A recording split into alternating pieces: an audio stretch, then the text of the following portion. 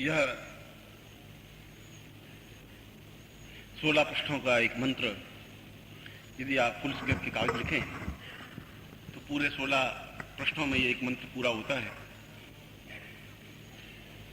जो कि उस संपूर्ण मंत्र का एक पार्ट है, एक भाग है। इसका मतलब है कि 80 पेज का एक मंत्र है और जो क्षमतावान सन्यासी होते हैं वो 80 पेज को एक साथ उस मंत्र को आत्मसात कर लेते हैं। जो मैंने मंत्र जो कुछ आपको दिया है उसे रात्रि को थोड़ी हीट हो सकती है, थोड़ी गर्मी सी महसूस हो सकती है, थोड़ी बुखार की हरारत सी महसूस हो सकती है, मैं उसमें विचलित होने की जरूरत नहीं है। और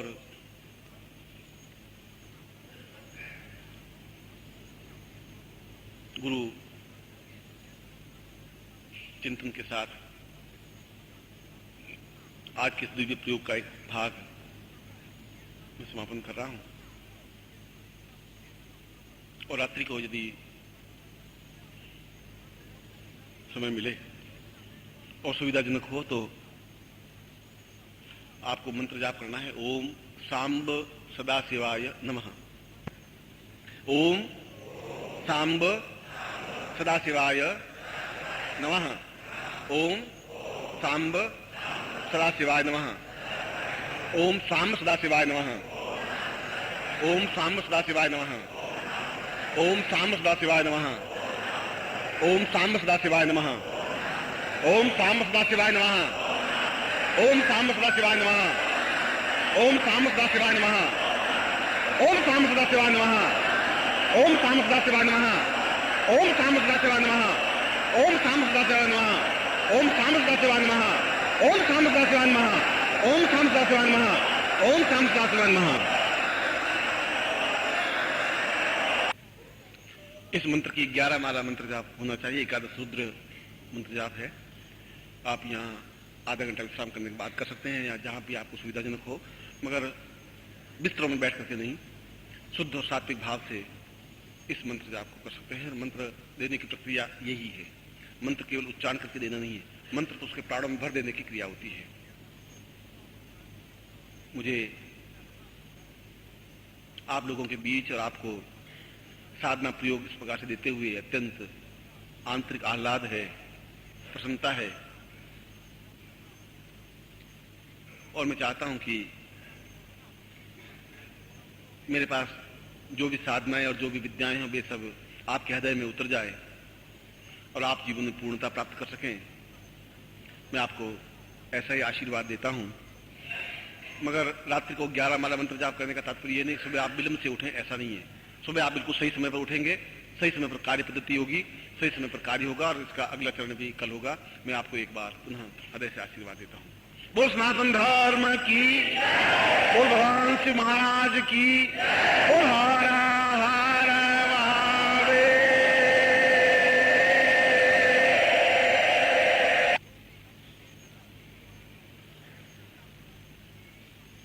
पूर्णो सतायां प्रभुरूप नेत्रम् शिवस्वरूपं दिव्योचनेत्रम् पुष्पोन्वतां पूर्वमदैव तुल्यम् पाशुपतेयं प्रणमं नमामि। मैं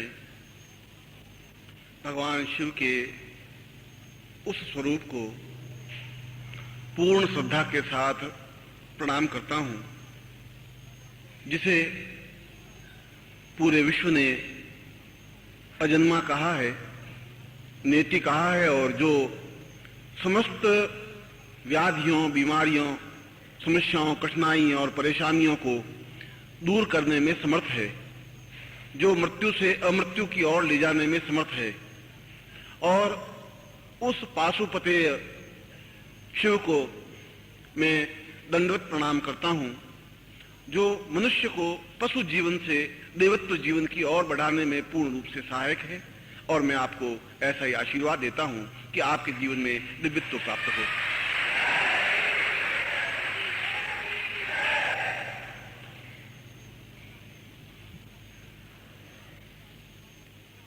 इस श्लोक में कुछ विशेष तत्व स्पष्ट हैं और उन तत्वों को आपके सामने स्पष्ट करना जरूरी है।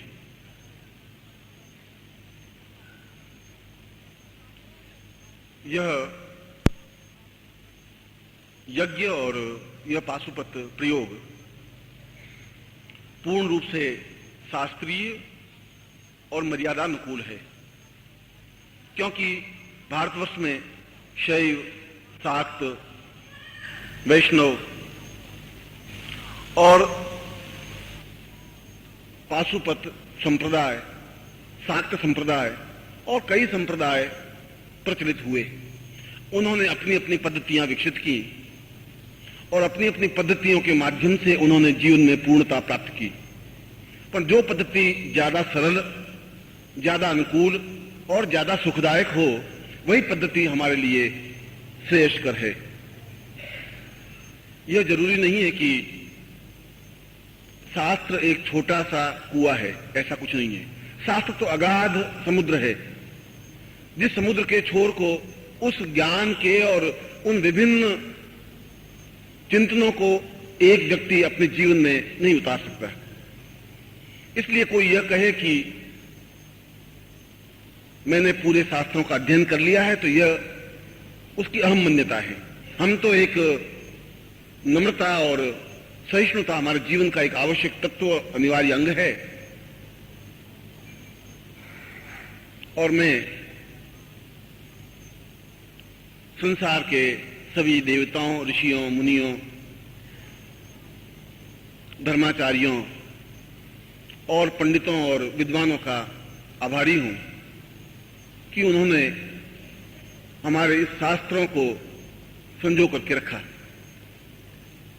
और मैं इस संस्था के प्रति भी अपना आभार प्रदर्शित करता हूं, कुलपति महोदय के प्रति भी और यहाँ के विभागाध्यक्ष के प्रति भी, कि जिन्होंने हमें अत्यंत सहयोग दिया और अपना चिंतन दिया और हमें उस विशेष प्रयोग को संपन्न करने में सहायक हुए। और यह प्रयोग अपने आप में कोई तंत्र प्रयोग नहीं है, और तंत्र का तात्पर्य सही ढंग से समझने की जरूरत है। जो तन को पूर्ण रूप से स्वतंत्र करने की क्रिया सिखा सके, वह तंत्र है। हम उस शरीर में आबद्ध हैं, तन में आबद्ध हैं, और हम इस शरीर को छोड़ करके अलग खड़े नहीं हो सकते। अगर हम कुछ सोचेंगे तो शरीर में रह करके ही सोचेंगे। यदि मैं किसी के प्रति अटैचमेंट रखूंगा, प्यार रखूंगा, घृणा रखूंगा, क्रोध रखूंगा, ज्ञान रखूंगा, तो मैं इस शरीर में रह करके ही इन सारी चीजों को रख सकूंगा। मगर यह तो एक लौकिक व्यक्ति के बात की बात है। सामान्य व्यक्ति तन में रह करके ही सब कुछ कर सकता है। तन को स्वतंत्र करके चिंतन करे, उस समय वह तंत्र के क्षेत्र में कदम रखता है।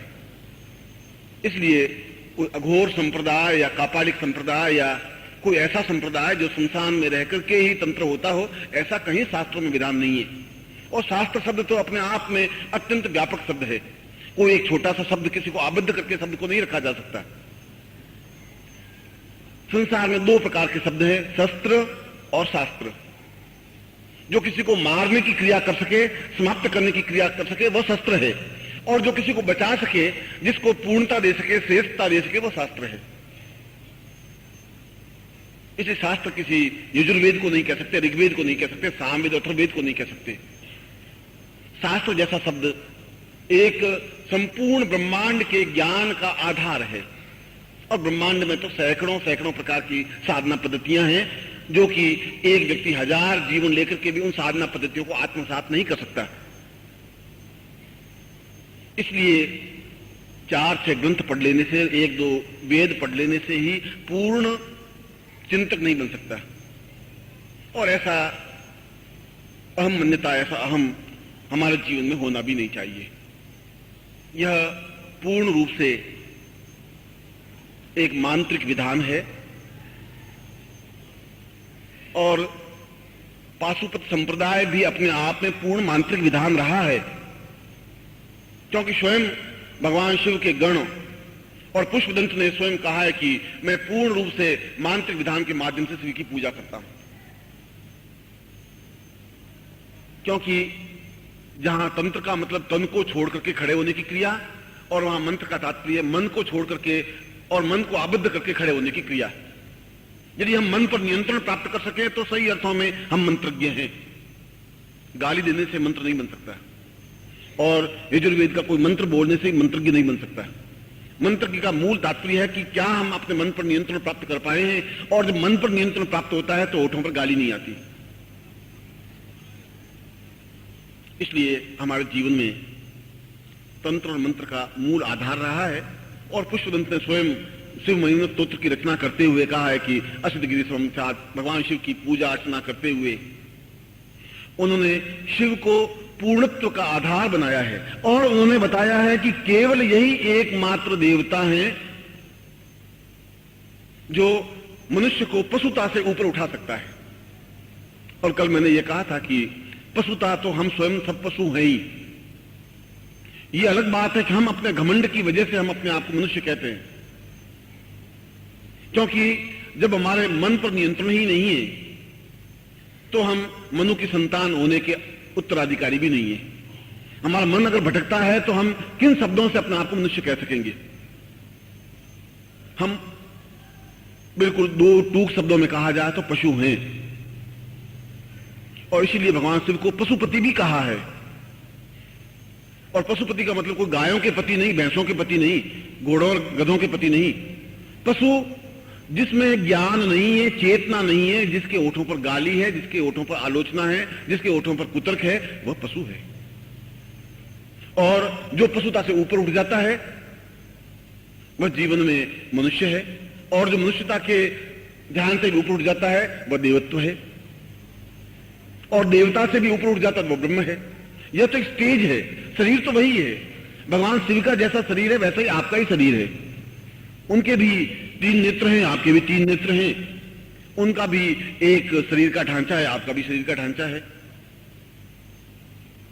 उन्होंने उस पशुता से बहुत ऊपर उठते हुए ब्रह्मत्व को प्राप्त कर लिया है, क्योंकि मूल रूप से तो दक्षिण के देवता हैं। आर्यों ने तो बहुत बाद में शिव को अपनाया है। पहले तो हमने ब्रह्मा और विष्णु को ही अपनाया, शिव को तो अपनाया ही नहीं, शिव की पूजन नहीं किया। मूल से इनको द्रविड़ देवता माना गया है।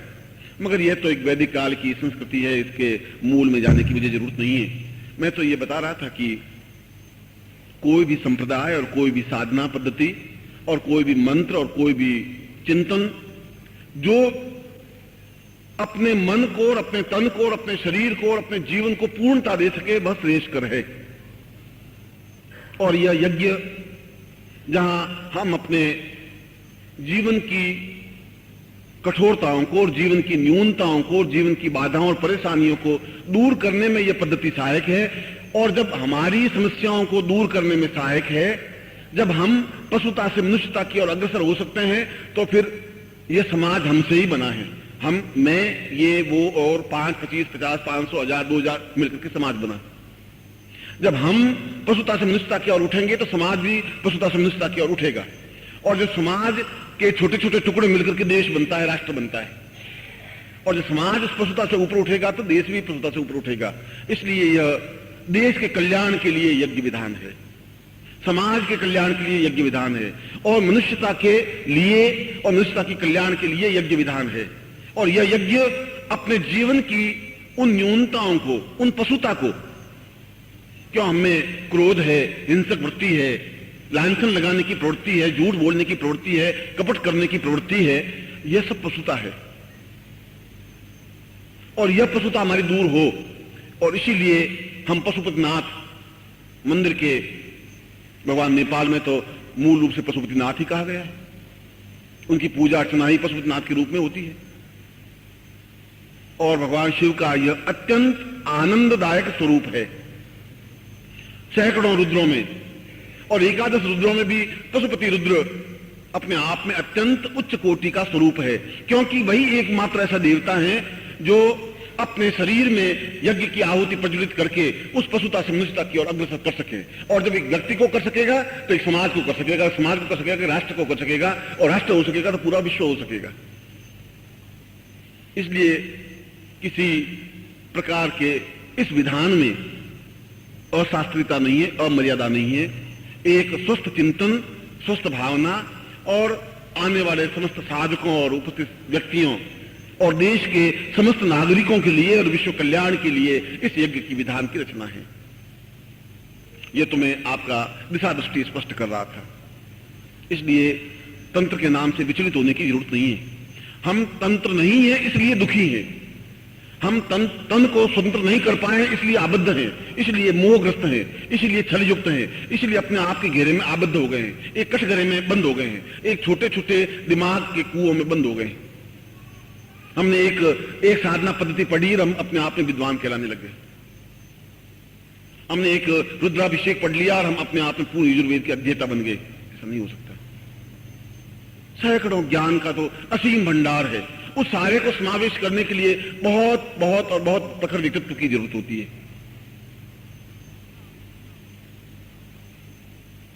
इसलिए इस यज्ञ में हम जब भाग ले रहे हैं तो हम आप भाग नहीं ले रहे हैं, आप इस राष्ट्र का एक नागरिक के रूप में भाग ले रहे हैं और राष्ट्र के कल्याण के लिए भाग ले रहे हैं, क्योंकि आप राष्ट्र का एक पार्ट हैं, एक अंग हैं, एक पुर्जा हैं।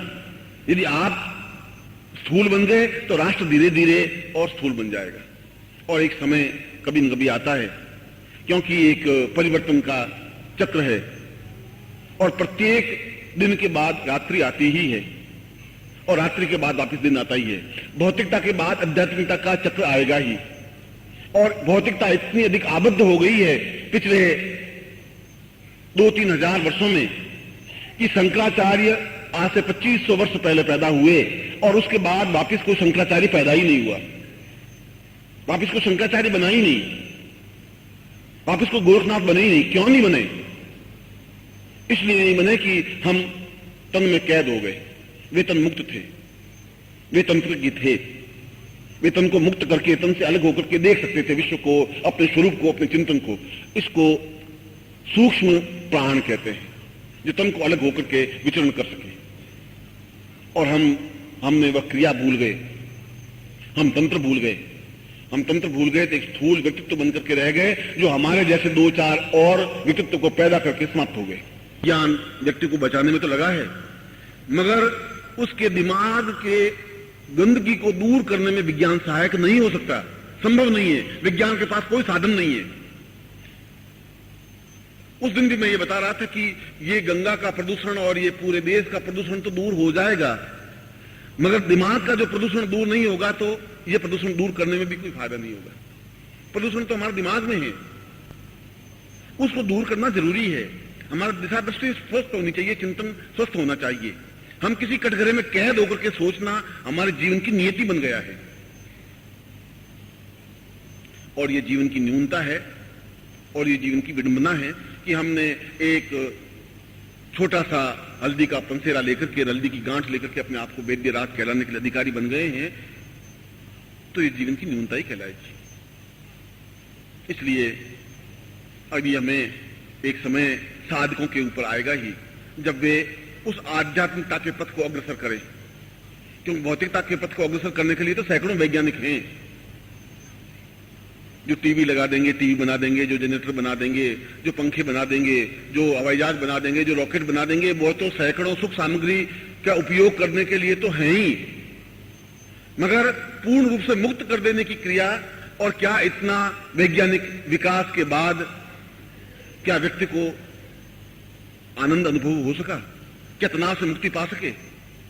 और यदि भारत सरकार के विश्व के आंकड़े देखें तो तनावों से मरने वालों की संख्या दिनों दिन बढ़ती जा रही है। ब्रेन हेमरेज होने वालों की संख्या बढ़ी है, हार्ट अटैक होने वालों की संख्या बढ़ी है, इसलिए कि तनाव से आक्रांत है। और तनाव को जब तक दूर नहीं कर सकेंगे तब तक स्वस्थ चिंतन नहीं हो सकता। और यह सारी क्रिया उन तनावों से दूर होने की क्रिया है, यह सारी क्रिया आनंद को देने की क्रिया है, यह सारी क्रिया जीवन को पूर्णता देने की क्रिया है। और आप उसमें भागीदार हैं, सहायक हैं। और यह पूर्ण रूप से मांत्रिक विधान है।